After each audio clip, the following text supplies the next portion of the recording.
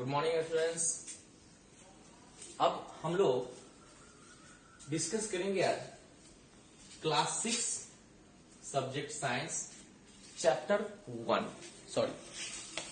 2। ठीक है, इस चैप्टर 2 का नाम है फूड कंपोनेंट्स। ठीक है, फूड कंपोनेंट्स। देखिए बड़ी मजेदार चैप्टर है, और जो स्टूडेंट्स क्लास 5 से यहां आए हो, जो मेरा सिर्फ प्रॉपर चेहरा देखे होंगे बट ये मेरे से क्लास नहीं लिए होंगे, तो समझ लीजिए कि मैं आपके साथ जैसे जैसे इस बोर्ड पे लिखता हूं वैसे आप लिखते चलेंगे, फिर आपको मजा आएगा। ठीक है, काफी बेहतर चैप्टर है फूड कंपोनेंट्स, जो है बहुत बढ़िया चैप्टर है, और आप एक बार यहां पढ़ेंगे और फिर 10th में आपको ये टॉपिक एक बार जरूरत पड़ेगा। ठीक है, तो इसमें सबसे पहले दो बातें आती है। ठीक है, दो बातें क्या क्या है? तो पहला है न्यूट्रिशन और दूसरा है न्यूट्रिएंट्स। ठीक है, न्यूट्रिएंट्स। जब हमारा लाइफ स्टार्ट होता है तो सबसे पहले हमको न्यूट्रिशन ही चाहिए। लाइफ को सरवाइव करने के लिए एक दिन आपको खाना न दिया जाए तो क्या होगा, फिर समझ ही रहे होंगे कि क्या होगा। तो वो खाना मेरे लिए क्या है? तो वो न्यूट्रिशन है। ठीक है, मान लीजिए खाना हम खाएं और उसकी डाइजेशन ही ना हो तो भी हमको वही हाल होगा जो खाना खाने के बाद हमारा होता है। तो ऐसे स्थिति में न्यूट्रिशन को अगर डिफाइन करने की बात हो तो हम क्या डिफिनेशन देंगे? इसका डेफिनेशन आपकी, वैसे हम बोल रहे हैं, आप बोल सुन करके भी लिख सकते हैं, और नहीं तो बुक्स में आपके डेफिनेशन सबसे पहले दिया हुआ है। The utilisation of food to obtain energy for complete our daily life activity is called nutrition. जो भी फूड को हम यूज करते हैं, यूटिलाइज होती है हमारे डेली एक्टिविटी को कंप्लीट करने के लिए, वही मेरे लिए न्यूट्रिशन कहलाता है। ठीक है, फिर न्यूट्रिएंट्स किसको कहेंगे? तो various components of food like carbohydrate, vitamin, protein, fat, mineral, water etc. collectively is called nutrients. और ये कलेक्टिवली सारे के सारे एक साथ आपको मिलेंगे तभी जाके ये बैलेंस डाइट कहलाता है। ठीक है, तो ये दोनों डेफिनेशन आपके फ्रंट पे बुक्स में भी लिखे हुए हैं, इसको आप नोट करेंगे। इसको हम यहाँ पे डेफिनेशन नहीं लिखते हैं। अगर आपसे डेफिनेशन लिखने में फिर भी प्रॉब्लम होगा तो आप कमेंट्स करिएगा, मैं डेफिनेशन यहाँ लिख दूंगा। ठीक है, लेकिन अब हम लोग डिस्कस करेंगे कि हमारा ये चैप्टर का नाम है फूड कंपोनेंट्स। बिल्कुल आप सब कुछ अभी भूल जाइएगा और मेरे साथ जैसे जैसे हम काम करते हैं वैसे आप लिखते चलेंगे, आपको पूरी चैप्टर समझ में आ जाएगा। और हमको लगता है कि ये 2 वीडियो में ये चैप्टर खत्म हो जाएंगे। पहला जो है, अब गौर करिए, आप लोग ही बताएंगे कि जो भी हम खाना खाते हैं वो आता कहां से? बताओ, आप लोग कमेंट्स करो। तो आप बताएंगे कि जो भी हम खाना खाते हैं, अगर मैंने खीर बनाया तो चावल कहां से आया? प्लांट से। दूध कहां से आया? एनिमल से। चीनी कहां से आया? शुगर केन से बनते हैं। ठीक है, वो ड्राई फ्रूट्स कहां से आया? प्लांट से आया। तो सीधी सीधी बात है, इसमें सारे चीज या तो प्लांट से हमने लिया है और नहीं तो हमने एनिमल से लिया है। क्लियर? अगर हम मीट बनाते हैं तो देखिए, मीट कहां से लिए? एनिमल से। स्पाइसेस कहां से लिए? प्लांट से। ऑयल कहां से लिए? प्लांट से। घी में बनाते घी कहां से लिए? एनिमल से। तो सीधी सीधी बात है कि बहुत सारे फूड में जितने भी आइटम है, या तो वो प्लांट से आता है नहीं तो एनिमल से आता है। ठीक है, या तो प्लांट से आएंगे नहीं तो एनिमल से आएंगे। ठीक है, फूड कंपोनेंट में क्या क्या चीजें होते हैं, बस ये 2 ही चीजें आपको यहाँ पे फर्स्ट में ध्यान रखना है। ठीक है, और कुछ और चीज होता है जो न तो प्लांट से आते हैं न एनिमल से आते हैं। ठीक है, अब वो कौन से ऐसे चीज है, आप लोग बताओ फटाफट, कौन सी चीज ऐसे है जो न तो प्लांट से लेते हैं न एनिमल से लेते हैं? शायद ऐसा कोई भी चीज नहीं है, लेकिन है। वो चीज क्या है? वो वाटर। ठीक है, क्या बिना पानी के खाना बना सकते हो? नहीं। वाटर एंड मिनरल्स, मिनरल्स में क्या आएंगे? साल्ट आते हैं, आयरन आते हैं, जिंक, कोबाल्ट, बहुत सारी चीजें हैं जो मिनरल्स में आते हैं, वाटर एंड मिनरल्स। ठीक है, तो कुल मिलाकर के ये 7 कंपोनेंट्स होते हैं। कितने? 7 कंपोनेंट फूड में होते हैं। वो 7 कंपोनेंट क्या क्या है हम लोग इसमें डिस्कस करेंगे। देखिए, सबसे पहला जो कंपोनेंट होता है, इस कंपोनेंट का नाम है कार्बोहाइड्रेट। ठीक है, कार्बोहाइड्रेट। ठीक, इसको हम कहते हैं EGF। अब EGF का क्या मतलब हुआ? EGF का मतलब हुआ एनर्जी गिविंग फूड, मतलब ये एनर्जी देने का काम करता है। ठीक है, इसके कंपोनेंट्स की अगर बात करेंगे, किसके कंपोनेंट्स की? कार्बोहाइड्रेट्स की कंपोनेंट्स की। तो ये कार्बन, हाइड्रोजन और ऑक्सीजन से मिलके बने हुए हैं। ठीक है, कार्बन, हाइड्रोजन एंड ऑक्सीजन से मिलके बने हुए हैं। जैसे ग्लूकोज। ठीक है, आप 5 से 6 में आए हो तो थोड़ा सा ये चैप्टर आपको अटपटा लगेगा कि कैसे कैसे वर्ड है, बट यहाँ से आपको समझना है। हमने कई बार डिस्कस किया होगा कि नर्सरी, ठीक है, नर्सरी, LKG और UKG, ये कौन से क्लास होते हैं? ये क्लास 1 है। ठीक है, इसके बाद 1, 2, 3 ये हम क्लास 2 मानते हैं, और 4 एंड 5 ये हमारा क्लास 3 है, और 6, 7, 8 ये हमारा क्लास 4 है। तो आप क्लास बदले हैं, और 6, 7, 8 हमारा क्लास एक ही है। तो समझ लीजिएगा कि जो टॉपिक हम 6 में पढ़ रहे हैं वो 7 में भी हमको आने वाला है, 8 में भी हमको आने वाला है। तो ये आपका तीनों क्लास सेम है, और तीनों क्लास को बहुत अच्छे से पढ़िए, लाइफ में बहुत काम आने वाला है। ये तीनों चैप्टर बहुत इंपॉर्टेंट क्लासेज हैं। यहाँ से लाइफ बिल्डिंग और कैरियर बिल्डिंग की बात होती है, इसको आप समझिए। एक बार में अगर नहीं समझ में आएगा तो इस वीडियो को बार बार देखिएगा। पूरे चैप्टर मैंने इसको टेक ऑफ किया है, इस बोर्ड पे मैंने कवर करने की कोशिश करूंगा। तो ग्लूकोज की अगर फॉर्मूला की बात करें तो C6H12O6 इसके फॉर्मूला होते हैं। ठीक है, अगर हम शुगर की फॉर्मूला की बात करें, चीनी की फॉर्मूला की बात करें, तो C12H22O11 इसके फॉर्मूला होते हैं। ठीक है, अगर इसके सोर्स की बात करें, ये आता कहां से है, तो सोर्सेज जो है ये इसके सोर्स हैं राइस, ठीक है, ब्रेड, ठीक है, पोटैटो, शुगर, ये इसके सोर्स हैं। ये कार्बोहाइड्रेट के बारे में इतना चीज आपने जान गया, और आपको इससे क्वेश्चन बनाने हैं। ठीक है, क्वेश्चन बनाने हैं। क्वेश्चन मैंने पहला बता देता हूं, what is the full form of EGF? बन जाएगा, एनर्जी गिविंग फूड कहते हैं। ठीक है, what is the main components of energy giving food? तो इसमें कार्बोहाइड्रेट्स आ जाएंगे। What is the main components of carbohydrate? तो कार्बन, हाइड्रोजन, ऑक्सीजन। ठीक है, what is the chemical formula of glucose? तो ये इसके फॉर्मूले हो गए। इस तरीके से आपको 4-5 क्वेश्चन इस टॉपिक से आपको मिल सकते हैं। दूसरा जो हमारे लिए फूड कंपोनेंट्स है वो है फैट। ठीक है, फैट को भी हम एनर्जी गिविंग फूड कहते हैं, एनर्जी गिविंग फूड कहते हैं इसको भी। बट इसमें जो एनर्जी देने की जो पावर है वो कार्बोहाइड्रेट से कई गुना ज्यादा है। इसके भी जो मेन कंपोनेंट्स है किसके? देखिए, ये फूड कंपोनेंट्स हैं, ये सारे के सारे फूड कंपोनेंट्स। ये हुआ, ये मेन जो हम स्टार देकर बना रहे हैं ये फूड कंपोनेंट हुआ। लेकिन ये जो कंपोनेंट्स हम लिख रहे हैं ये कार्बोहाइड्रेट्स के कंपोनेंट्स हुए। आगे चल के आप देखिएगा कार्बोहाइड्रेट्स के बहुत पार्ट है, मोनोसैकेराइड, डाइसैकेराइड, ट्राइसैकेराइड, टेट्रासैकेराइड, पेंटासैकेराइड, ये सब आपको नेक्स्ट जाकर के पढ़ना होगा।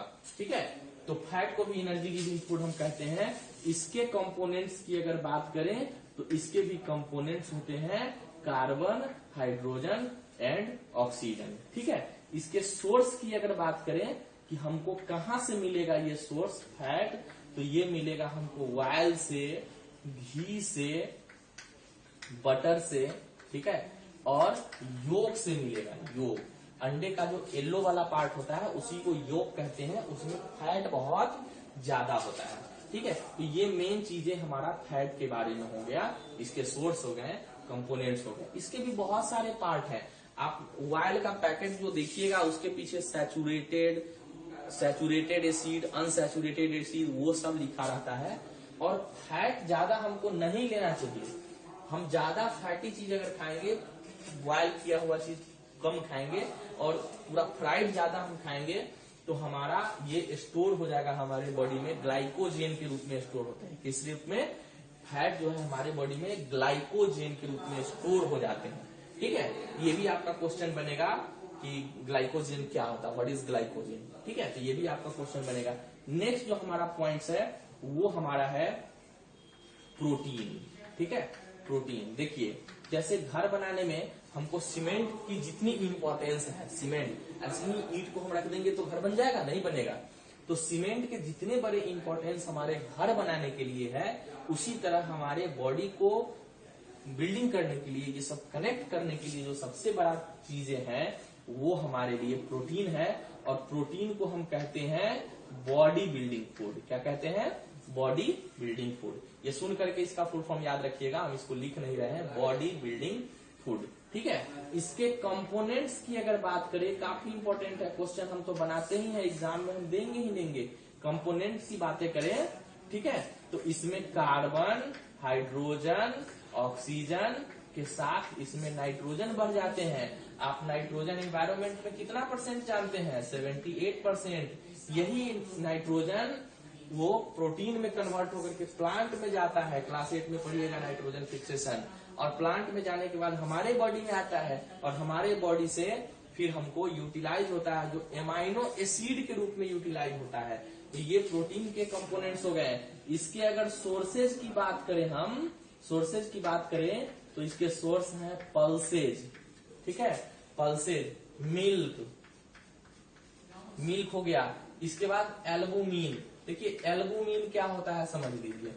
अंडे में 2 पार्ट आप लोगों ने देखा होगा, ऐसे ये अंडा है, इसमें अगर बॉयल किया हुआ उसको बीच से कट करेंगे तो 2 तरह का दिखेगा। ये वाला जो पार्ट है ना, ये यॉक इसको कहते हैं। इसको क्या कहते हैं? यॉक। और ये जो व्हाइट वाला पार्ट है ना, इसको कहते हैं एल्बुमिन। समझ में आ गया? ये येलो वाले पार्ट को हम यॉक कहेंगे और व्हाइट वाले पार्ट को एल्बुमिन कहते हैं। ये प्रोटीन बहुत बड़ा होता है। आपने शैम्पू के एडवर्टीजमेंट में भी टीवी पे आजकल सुनते होंगे कि एक व्हाइट एल्बुमिन होता है। ठीक है, फोर्थ जो पॉइंट हमारा है ये है फाइबर। देखिए फाइबर को हम लोग कहते हैं डाइजेस्टिव फूड। क्या कहते हैं? डाइजेस्टिव फूड कहते हैं, डीएफ कहते हैं। क्यों डाइजेस्टिव फूड कहते हैं? बिना फाइबर के हमारा फूड हमारे डाइजेस्ट ही नहीं होगा। ठीक है, डाइजेस्ट ही नहीं होगा। अब है कि ये कहाँ होता है, तो एक संतरा का एक जावा निकाल के आप मुंह में रखिए, उसको चूसना शुरू करिए। क्या होगा? उसके जो भी जूस है वो तो आप गया अंदर, लेकिन जो बच गया सीड उसको तो आपने बाहर फेंक दिया। उसके बाद जो बचेगा व्हाइट कलर का, वही फाइबर है। गेहूं में, चावल में बहुत ज्यादा होता है। वेजिटेबल्स, फ्रूट में तो और भी ज्यादा होता है। इसीलिए बोले जाते हैं कि वेजिटेबल्स और फ्रूट्स को मुझे खूब खाना चाहिए, अच्छे से खाना चाहिए। ठीक है, आप चाउमीन वगैरह देखते हैं ना, जंक फूड जितने भी है, जंक फूड वो इसीलिए जंक फूड है क्योंकि उसमें फाइबर नहीं है। और फाइबर नहीं है तो डाइजेस्टिव फूड नहीं है, और डाइजेस्टिव फूड नहीं है तो हमको डाइजेशन नहीं होगा। डाइजेशन नहीं होगा तो क्या होगा? वो हमारा ग्लाइकोजेन के रूप में फैट, जो भी उसमें फैट यूज हुए हैं वो हमारे स्टोर हो जाएंगे। कहाँ? हमारे बॉडी में, मोटे हम हो जाएंगे। ठीक है, लाला जी बन जाएंगे। तो अब इसको फाइबर कहाँ का? इसीलिए देखिएगा चाउमीन जब आप लोग खाए होंगे तो उसमें क्या क्या मिलाया जाता है? कैबेज मिलाए जाते हैं, कैप्सिकम मिलाए जाते हैं, सॉस मिलाए जाते हैं, ग्रीन चिली मिलाए जाते हैं। क्यों मिलाए जाते हैं मालूम है? उसमें फाइबर बढ़ाने के लिए, क्योंकि वो तो मैदा का बना होता है, फाइबर तो उसमें है नहीं। फाइबर नहीं होगा तो स्लीप करेगा, वो डाइजेशन ही नहीं होगा। ठीक है, स्लीप करेगा। तो ये डाइजेस्टिव फूड कहे जाते हैं, काफी इंपॉर्टेंट है। इसको हम लोग इससे ज्यादा इसमें सोर्स वगैरह की बात करें, ये कोई एनर्जी वगैरह प्रोवाइड नहीं करता है, बस सिर्फ डाइजेस्टिव फूड है। इसके कंपोनेंट्स जो भी होते हैं ये कार्बोहाइड्रेट्स के कंपोनेंट्स होते हैं। ठीक है, तो इसमें ज्यादा कुछ हमको नहीं जानना, बट इसके बिना जो भी फूड होगा वो जंक फूड हो जाएगा। ठीक, अगला जो मेरा पॉइंट है वो 5वां पॉइंट है, उसका नाम है विटामिन। ठीक है, इसकी खोज 1912 में एक फंक नाम के साइंटिस्ट ने किया था। फंक नाम के साइंटिस्ट ने किया था। इसको कहा था इन्होंने, ये कहा था कि ये जो है प्रोटेक्टिव फूड है, ये जो है प्रोटेक्टिव फूड है, ये हमको डिफरेंट डिफरेंट डिजीज से प्रोटेक्ट करने का काम करता है विटामिन। और विटामिन के जो मेन सोर्सेज है, कंपोनेंट्स, इसके कंपोनेंट्स की अगर बात करें तो इसके कंपोनेंट्स अलग अलग है। जितने तरह के विटामिन है उतने तरह के कंपोनेंट्स इसमें देखने को मिलता है। कंपोनेंट्स डिफरेंट डिफरेंट इसके होंगे। जैसे कंपोनेंट्स की जगह पे मैं इसका नाम लिखता हूँ, है ना, टाइप्स लिखता हूँ, ठीक है। कंपोनेंट्स की जगह पे मैं इसका टाइप्स लिखता हूँ, जिसका नाम है ABCDEPK। इतने तरह के विटामिन होते हैं, 7 तरह के विटामिन होते हैं। इसके सोर्स की अगर बात करेंगे हम, ठीक है, सोर्सेज की बात करेंगे तो GLB का मतलब ग्रीन लीफी वेजिटेबल, ये GLB में विटामिन बहुत पाए जाते हैं। तो इधर हमारा 5 कंपोनेंट्स हो गया, carbohydrate, fat, protein, fibre and vitamin. और इधर हमारा 2 कंपोनेंट्स हो गया। एक कंपोनेंट्स को हम बोलते हैं वाटर और दूसरे कंपोनेंट्स को हम बोलते हैं मिनरल। वाटर एंड मिनरल, ठीक है, वाटर और दूसरा हो गया मिनरल्स, ठीक है। देखिए मिनरल्स भी ये सब क्या कहलाता है, न्यूट्रिएंट्स कहलाता है। क्या कहलाता है, न्यूट्रिएंट्स कहलाता है। और न्यूट्रिएंट्स में भी 2 तरह की चीजें हैं। मैं 2 डायग्राम बनाता हूं, एक बड़ा वाला और एक छोटा वाला। जो बड़ा वाला होगा उसका नाम होगा मैक्रो न्यूट्रिएंट्स। क्या नाम होगा, मैक्रो न्यूट्रिएंट्स। और जो छोटा वाला होगा इसको हम कहेंगे माइक्रो न्यूट्रिएंट्स। क्या कहेंगे, माइक्रो न्यूट्रिएंट्स। दोनों में बहुत ज्यादा फर्क नहीं है। देखिए स्पेलिंग A और स्पेलिंग I, मतलब क्या, जो चीज मैं ज्यादा खाता हूँ वो मैक्रो न्यूट्रिएंट्स कहलाएगा और जो चीज मैं कम खाता हूँ माइक्रो न्यूट्रिएंट्स कहलाएगा, ठीक है। अब यहाँ पे विटामिन के ऊपर हम लोग चले, थोड़ा सा विटामिन के ऊपर और हम लोग को चर्चा करना है। विटामिन जो होते हैं वो हम यहाँ पे इसके कुछ साइंटिफिक नेम, देखिए ये लाइफ साइंसेज है, इसमें हम लिविंग थिंग्स के बारे में पढ़ रहे हैं। फूड कौन लेता है, लिविंग ऑर्गेनिज्म लेते हैं, नॉन लिविंग ऑर्गेनिज्म नहीं लेते हैं। आप बाइक को खाना नहीं खिलाते हैं, ट्रक को खाना नहीं खिलाते हैं। तो जो लिविंग थिंग्स है वो बायोलॉजी कहलाता है। बायो का मतलब ही होता है, बायो मीन्स होता है लाइफ, ठीक है, क्या होता है, लाइफ। और लोगोस मीन्स होता है स्टडी, क्या होता है, स्टडी, ठीक है। तो दोनों मिलाकर के एक सब्जेक्ट का नाम बन जाता है जिसका नाम है बायोलॉजी। जिसमें लाइफ की पढ़ाई होगी उसी को हम बायोलॉजी कहेंगे। और आपने जितने भी टॉपिक यहाँ पे डिस्कस किया है वो सारे के सारे बायोलॉजी का पॉइंट है, ठीक है। तो अब हम लोग थोड़ा से विटामिन का लिस्ट बनाएंगे। आपको इतना पता चल गया होगा कि विटामिन की खोज फंक ने 1912 में किया था। कंपोनेंट्स में अलग अलग हमने नाम दिया। इसमें आप ध्यान रखिएगा कि जो विटामिन, ये 3 विटामिन अलग है, पीसीबी जो विटामिन होगा इसको हम क्या कहेंगे, WSB। इसमें कोडिंग थोड़ा सा ज्यादा मैंने इस्तेमाल किया है। ये WSB का मतलब होगा वाटर सोलूबल विटामिन, यानी ये जो 3 विटामिन होंगे ये वाटर में घुल जाएगा।